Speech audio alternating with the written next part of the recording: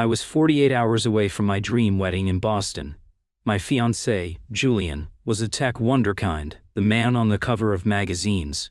I was his secret weapon, the creative genius behind his billion-dollar brand. Our life was perfect. Or so I thought. He forgot to unsync his devices, and I heard it all. The lies, the betrayal, the chilling plan he and his mother had for me after the wedding. They thought I was a pawn in their game of wealth and power. They were wrong. This isn't a story about a runaway bride. This is a story about how I took back my power, my work, and my life, using the very empire I built for him as my weapon. If you enjoyed this video or found it helpful, go ahead and give it a like. It really helps me out. And if you haven't already, hit that subscribe button so you don't miss any future videos. Thanks a bunch. The air in our Beacon Hill brownstone always smelled faintly of lemon polish and old money. It was a scent I had grown to associate with success, with us. For 3 years that scent was the backdrop to my life with Julian Astor. To the outside world, Julian was the charismatic founder of Aura, a revolutionary wellness app poised to take over the tech world. He was the handsome face on the cover of Wired and Forbes, the wunderkind with the $1 million smile and a lineage that traced back to the Mayflower. And me? I was Alara, his fiancée, his partner, his biggest cheerleader. But behind closed doors I was something more. I was the architect. While Julian was the salesman, charming investors and wooing the press, I was the one hunched over a glowing screen until 3 a.m., crafting every pixel of Aura's interface, writing every line of its branding manifesto, designing the very soul of the company he took all the credit for. Our partnership, as he called it, was a whirlwind. He'd come to me with a half-baked idea, and I would spin it into gold. "You just get it, El," he'd say, kissing the top of my head while I was deep in a creative flow. "You make the chaos beautiful. What would I do without you?" At the time, I thought it was the most romantic thing I had ever heard. Now, I realize it was a confession.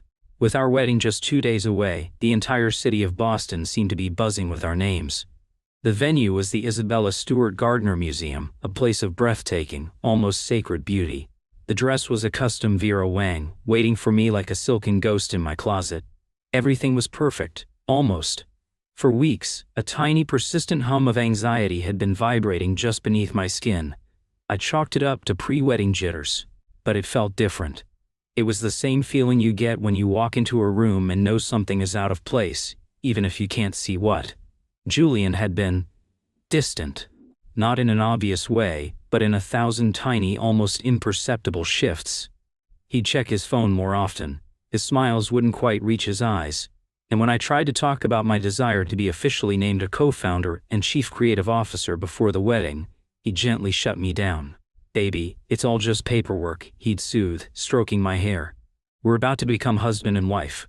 What's mine is yours. Why are you suddenly so insecure about a title? It makes you sound transactional." Gaslighting. I didn't have the word for it then. I just knew it made me feel small and silly, like I was the one creating a problem where none existed. So I'd drop it, ashamed of my own ambition. He was right, wasn't he? We were building a life together. That was what mattered. I was codependent on his approval, and he knew it. My entire sense of self-worth had become tangled up in his success, in our success. The night it all fell apart was a Tuesday. Julian had left for a final pre-wedding dinner with his parents, the notoriously frosty Eleanor and the perpetually silent Charles Astor. He was supposed to stay at their mansion on Commonwealth Avenue, adhering to the old-fashioned tradition of not seeing the bride the night before the wedding. He'd kissed me goodbye at the door, a quick, almost formal peck on the lips. "I can't wait to see you walking down that aisle, Alara," he'd said, his eyes scanning somewhere over my shoulder. "You're going to be stunning."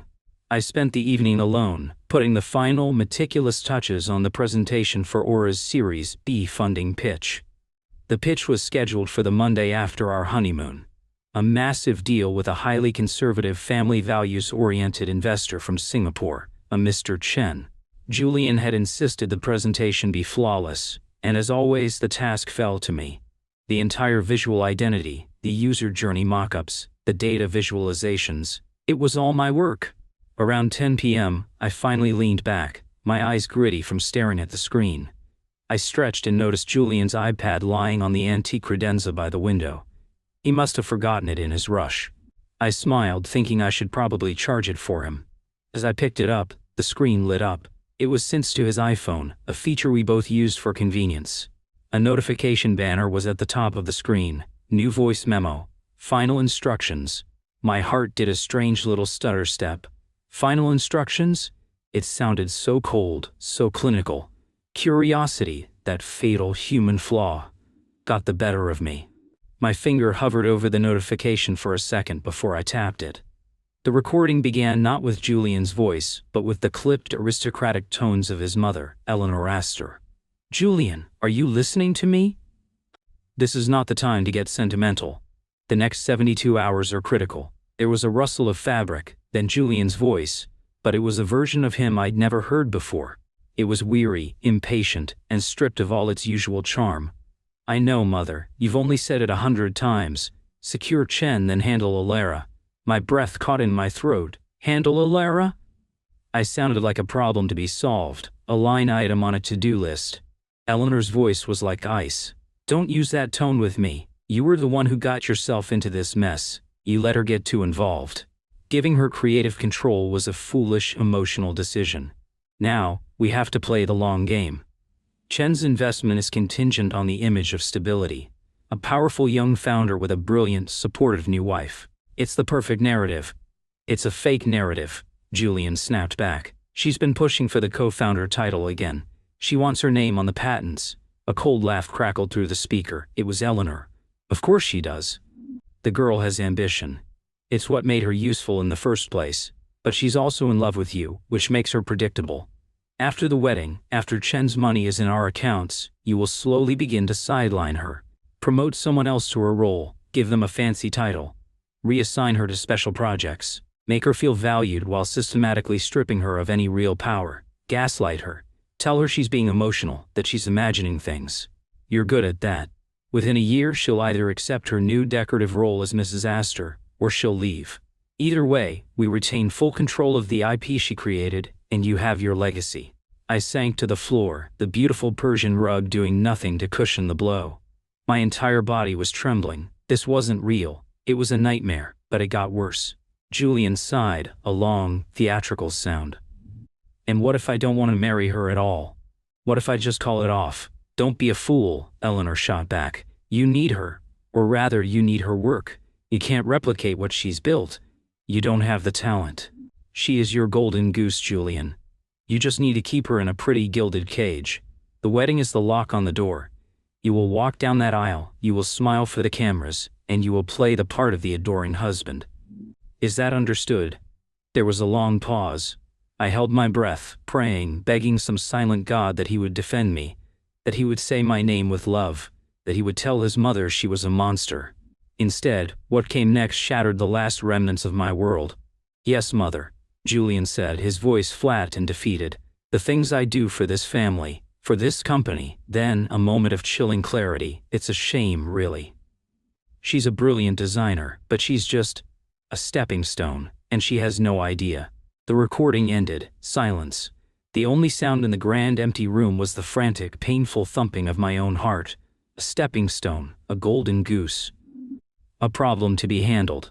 Every loving word, every shared dream, every late-night work session where we felt like we were conquering the world together. It was all a lie. A meticulously constructed, 3-year-long lie. He didn't love me. He was using me. His family wasn't welcoming me. They were acquiring an asset. The codependency I felt, the need for his approval, wasn't a flaw in my character. It was a feature he had expertly exploited. The gaslighting wasn't occasional. It was a strategy. I sat there on the floor for what felt like hours, the iPad screen dark in my lap. The initial wave of soul-crushing heartbreak was so immense it felt like a physical weight, pressing the air from my lungs. Tears streamed down my face, hot and silent. I mourned the man I thought I knew. I mourned the future I thought we had. I mourned the woman I had been, so trusting, so naive, so blind. But then, slowly, something else began to bubble up through the grief. It was cold and hard and sharp as a shard of glass. It was rage. A pure, unadulterated fury. They thought I was predictable. They thought I was a pawn.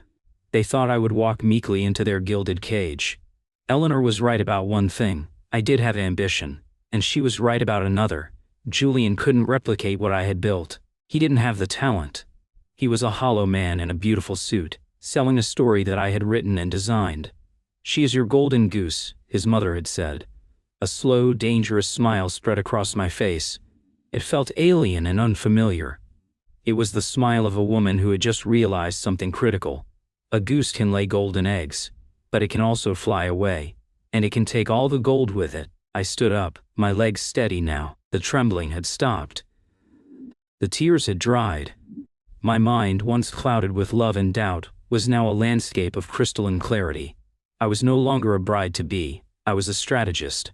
I walked over to my laptop, the one where the entire future of Aura resided. The funding presentation I had just perfected. The source files for every logo, every font, every icon. The brand guidelines, the marketing campaigns.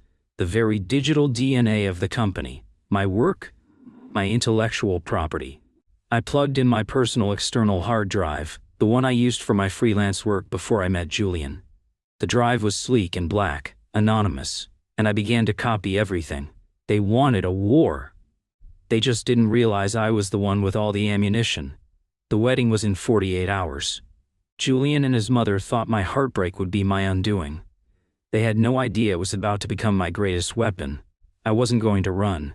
I wasn't going to cry at the altar. I was going to burn his empire to the ground, and I was going to use the matches he and his mother had just handed me. My fingers flew across the keyboard, not with the frantic panic of a woman scorned, but with the cold, precise efficiency of a demolitions expert. My first target, the cloud. Julian and I shared a corporate Dropbox account where every single asset for Aura was stored. With a series of clicks that felt both surgical and deeply, primally satisfying, I revoked his access. Then, I began deleting. Not just moving to trash, but permanent, irretrievable deletion. Every source file, every vector logo, every pixel-perfect mock-up, every line of branding copy I had painstakingly written over 3 years, vanished into the digital ether. Next, his laptop, which was still logged into my network. I initiated a remote wipe of the design folders. I imagined him opening it, expecting to find the polished presentation for Mr. Chen, only to be met with an empty void. The thought brought another one of those strange, cold smiles to my face. This wasn't just deleting files, it was erasing myself from his narrative, leaving him with nothing but the empty shell of a story he couldn't tell on his own. The final step was the most crucial. I logged into Aura's back-end server. I had built the damn thing after all, and knew all the back doors. I didn't crash the site. That would be too obvious, too messy. Instead, I did something far more subtle. I went into the asset library of the live app, the one with millions of users, and replaced the high-resolution graphics with low-quality, pixelated placeholders. Then, I embedded a tiny, time-delayed script. A digital time bomb. On Monday morning, at 9:00 a.m., precisely when Julian was scheduled to meet Mr. Chen, the app's elegant user interface would cascade into a glitch-ridden, unusable mess. The timing was everything. With the digital scorched earth campaign complete, I moved through our silent brownstone like a ghost. I packed one suitcase. Not with Vera Wang gowns, but with my essential clothes, my personal laptop, my passport, and the sleek black hard drive that now contained my life's work. My entire professional soul was on that drive. Before leaving, I walked to the mahogany desk in our shared office. On a piece of thick, cream-colored stationery, the same stock we had used for our wedding invitations, I wrote 5 words in my clearest script. "I'm sorry, I can't do this." I didn't sign it with love. I just left it propped against his monitor. Let him think it was cold feet. Let him and his mother spin their narrative about the emotional, flighty fiancé who couldn't handle the pressure. Let them believe they were still in control. Their arrogance would be their downfall. Their assumption that my actions stemmed from weakness rather than strength was the fulcrum on which my entire plan rested. I walked out of that brownstone, closing the heavy oak door behind me without a sound, and didn't look back. The scent of lemon polish and old money faded behind me, replaced by the crisp, cool air of a Boston night. I was free. I checked into a minimalist, boutique hotel in the Seaport District, a world away from the historic charm of Beacon Hill. It was a place of steel and glass and anonymity. I paid with my own credit card and checked in under my maiden name. For the first time in 3 years I felt like myself again, not an extension of Julian Astor. The next day, what was supposed to be my wedding day, my phone exploded. Dozens of missed calls and frantic texts from Julian, his parents, our friends, the wedding planner. I put the phone on silent and slid it into a drawer. Their chaos was a distant storm, and I was in the calm, quiet eye of my own making. I didn't spend the day crying or eating ice cream. I spent it working. I plugged my hard drive into my laptop and my work filled the screen. It was all there, pristine and brilliant. But it wasn't Aura anymore. Staring at the logo I had designed, I felt a pang of loss, not for Julian, but for the dream it once represented. Then, I took a deep breath and began the process of rebranding. If Aura was the pretty marketable exterior, I needed a name for the core, the source, the essential truth of the technology. I settled on either. It was stronger, more elemental. For the next 10 hours I was a machine. I redesigned the logo, changed the color palette from Aura's soft pastels to a sophisticated scheme of deep charcoal, electric blue, and clean white. I rewrote the pitch deck, reframing the narrative. It was no longer the story of a charismatic founder. It was the story of an architect, a creator, and the revolutionary system she had built from the ground up. My final act of the day was to make a call. I found the contact information for a woman I'd met at a Women in Tech conference 6 months prior. She was a shark, a top intellectual property lawyer in Boston. "Jessica," I said, my voice steady, "it's Alara. We met at the Westin last spring. I have a bit of a complex IP situation, and I need to move very, very quickly." I gave her the bare-bones version, and by the end of the call she was practically purring with predatory excitement. "Alara," she said, "don't you worry. We're going to put a firewall around your work so thick, they won't even be able to think about it without owing you money." Sunday was for the preemptive strike. Julian's meeting with Mr. Chen was the linchpin of his future.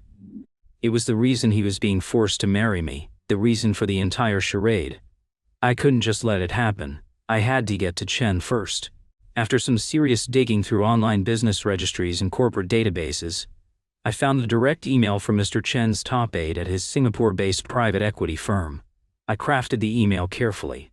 It was professional, concise, and just alarming enough to be unignorable.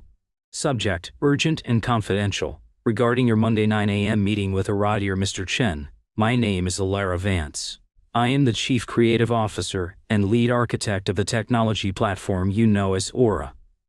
I am writing to you directly as I have reason to believe that the intellectual property and corporate stability of the company are not being accurately represented by its founder, Mr. Julian Astor.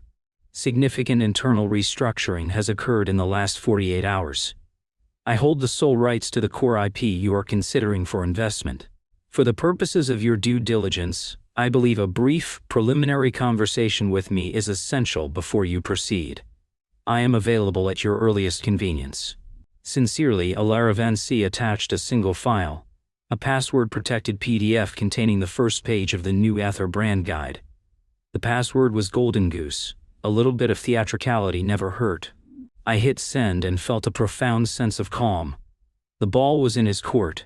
A shrewd investor like Chen wouldn't ignore a red flag this massive. He didn't get to be a billionaire by being careless. The response came less than an hour later. It was from Chen himself. "Ms. Vance, your email is intriguing. My team and I are at the Four Seasons. Let's meet for coffee, tomorrow morning, 7:30 a.m., my suite, Monday morning." The city was waking up. The symphony of traffic and ambition. I walked into the Four Seasons feeling more powerful than I ever had in Julian's expensive brownstone. I was wearing a sharply tailored navy blue suit, my hair pulled back in a sleek ponytail. I was no longer the supportive fiancé. I was the CEO. Mr. Chen was a small, immaculate man in his late 60s with eyes that missed nothing. He didn't waste time on pleasantries. "Ms. Vance, and Nasser have my attention. Please explain." I didn't start with the drama. I didn't mention the wedding or the betrayal. I started with the work. I opened my laptop and walked him through either. I showed him the architecture, the design philosophy, the user journey.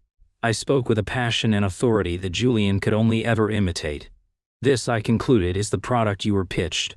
The brand, the code, the entire user experience. It's mine."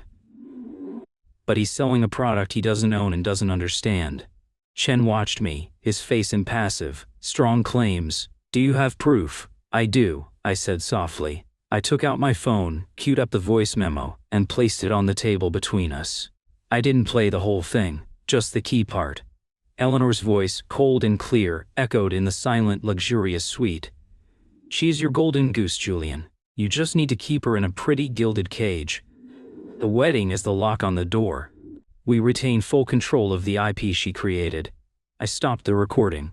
The silence that followed was absolute. Mr. Chen stared at the phone, then at me. A flicker of something, disgust, maybe even a sliver of admiration, crossed his face. He was a man who understood leverage, assets, and betrayal. He knew exactly what he was hearing. He nodded slowly. I see. Thank you for your candor, Ms. Vance. You have saved me from a very significant miscalculation. At that very moment, across town, Julian was walking into a sterile boardroom. He would be opening his laptop to find my work gone. He would try to stall, to charm, to tap dance his way through a presentation he was utterly unprepared for. And at precisely 9:00 a.m., millions of Aura users would be opening their app to find a pixelated, glitchy nightmare. His company, his reputation, would be imploding in real time. My meeting with Mr. Chen lasted another hour. We didn't talk about Julian. We talked about either. We talked about funding. As I was leaving, my phone, which I had finally turned back on, rang. The screen displayed Julian's name. I let it ring, and ring, and ring. It went to voicemail. A minute later, a text came through. Alara, where the hell are you? The pitch is a disaster. The app is down. What did you do? Then another. My mother is going to kill me. No, I'm going to kill you. You ruined everything. I smiled, a real, genuine smile this time. I took a deep breath and began to type my reply. Funny. I thought you were the one who was supposed to handle me. Turns out I'm not as predictable as you thought. You were right about one thing, though. I am a stepping stone. I just stepped right over you on my way to a meeting with Mr. Chen. He says hello, by the way. He was particularly interested in the part about the golden goose. Enjoy your legacy, Julian. I blocked his number. I blocked Eleanor's. I blocked all of them. The next few months were a blur of lawyers, incorporation papers, and strategy meetings. The tech world gossip columns had a field day. Aura founder's fiancé flees, takes company's soul with her. Julian's funding collapsed, and the bad press surrounding the app's failure was a death blow. He and his mother faded into disgraced obscurity. Today, my office overlooks the Boston Harbor from a sleek glass tower. It smells of fresh coffee and possibility. Either, my company, secured its first round of funding, led by none other than Mr. Chen, who appreciated my ruthlessness as much as my talent. I am the founder and CEO. My name is on the door, on the patents, on every press release. Sometimes when a meeting runs late and the city lights begin to glitter across the water, I think about that voice memo. I think about the man who saw me as a tool and the woman who taught him I was a weapon. They thought they were building an empire on my back. But they forgot the most important rule of architecture. A weak foundation can't support anything. And Julian Astor was the weakest foundation of all. He was just a hollow man, and all I had to do was knock, just once, to watch him crumble.